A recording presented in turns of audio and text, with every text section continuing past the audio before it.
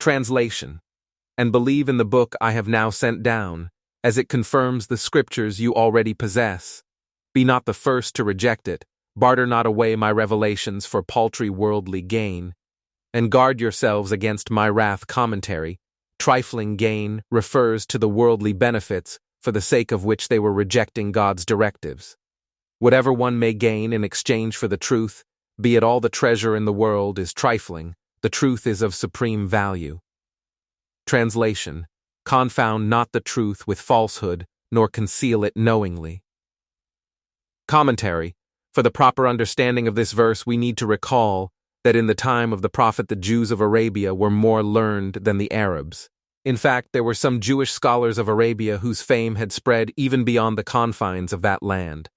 For this reason, the Arabs tended to be intellectually overawed by them. In addition, the influence of the Jews had become pervasive and profound by virtue of the pomp and pageantry of their religious rites, and the magical crafts and feats of exorcism for which they were famous. The people of Medina, in particular, were greatly under the spell of the Jews. These Jews made on them the sort of impression generally created on ignorant neighbors by a better educated, more refined, and more conspicuously religious group.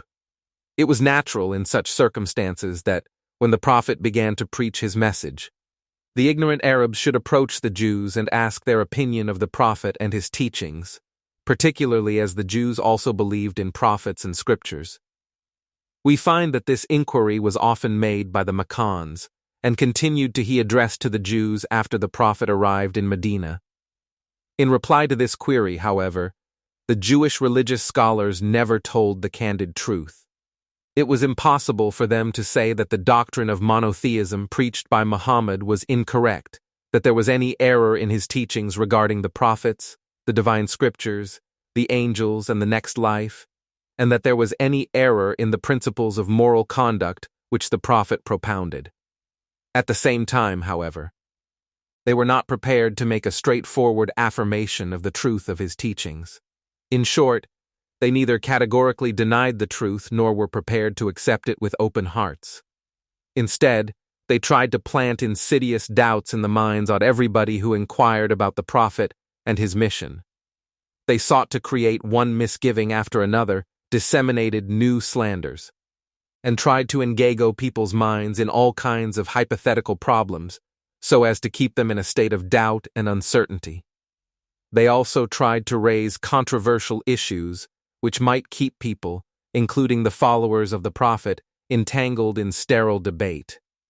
It is this attitude of the Jews to which the Qur'an alludes when it asks them not to overlay the truth with falsehood, not to suppress and conceal it by resorting to false propaganda and mischievous campaigns of slander, and not to attempt to deceive the world by mixing truth with falsehood. Translation. Establish the salat. Pay the zakat and bow down before me along with those who bow down. Commentary. Prayer and purifying alms, zakah, have always been among the most important pillars of the Islamic faith. Like other prophets, the prophets of Israel laid great stress upon them. The Jews had, however, become very negligent about these duties.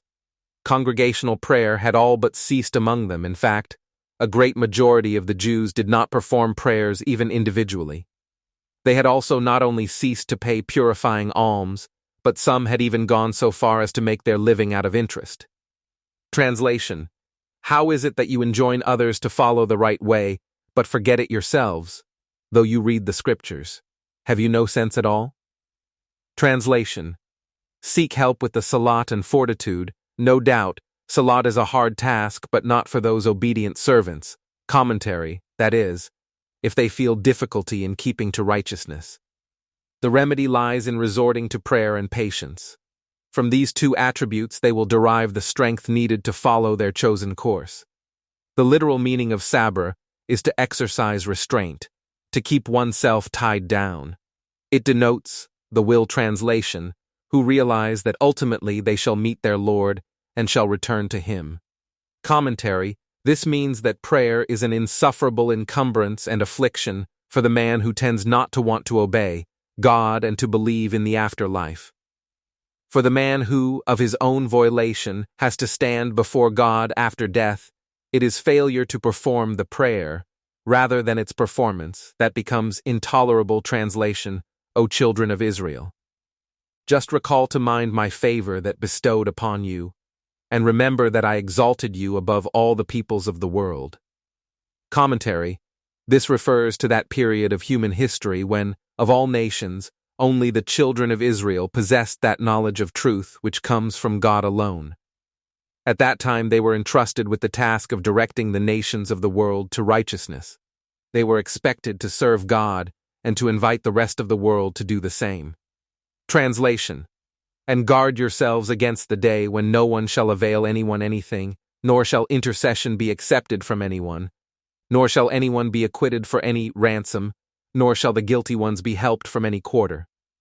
Commentary. A major reason for the degeneration of the Israelites was the corruption of their beliefs about the after, that since they were related to those venerable saints and pious men who had dedicated themselves entirely to the service of God in the past, they would be forgiven by the grace of those great men. They believed that once they had bound themselves firmly to those men of God, it would become impossible for God to punish them. Such false reliance made them negligent of true religious piety and enmeshed them in a life of sin and wickedness. Hence, as well as reminding the children of Israel of God's favor upon them, it was necessary to refute all the false ideas which they cherished. Translation. Recall the time when we delivered you from the slavery of Pharaoh's people. They had inflicted a dreadful torment on you. They killed your sons and let your daughters live. And in this there was a hard trial for you from your Lord commentary. From here on, through the several sections that follow, reference is made to the best we have rendered Al-Fir'aun as Pharaoh's people. This includes the members of the pharaonic family as well as the aristocracy of Egypt. The test was whether they would emerge from the crucible of persecution as pure gold or as mere dross. The test also lay in whether or not, after their miraculous deliverance from so great a calamity, they would become grateful servants of God. Translation. Remember the time when we parted the sea to make way for you and let you pass safely through it, and then drowned Pharaoh's people before your very eyes.